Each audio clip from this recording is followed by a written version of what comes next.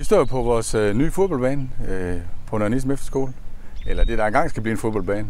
Det er som at komme til en anden verden, når man forsøger at skabe sig et overblik over det, som engang bliver den nye fodboldbane i Nørre Nissum. Vi har simpelthen udvidet vores gamle fodboldbane, som var bare en lille bitte bane, til at få fuld størrelse nu.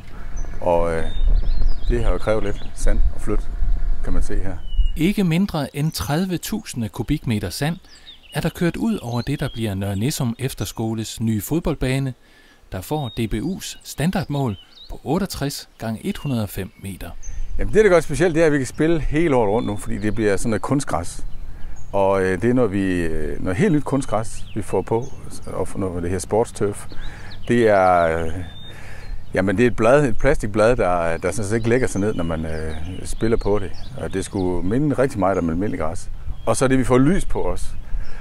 Så kan vi spille hele året rundt jo, selv når det er vinter. 16 meter høje master skal smide lys ned på banen, så det ligger lige for at sende et bud ind på den kommende Champions League-finale. Ja, det bliver næste år, eller næste år igen, tror jeg.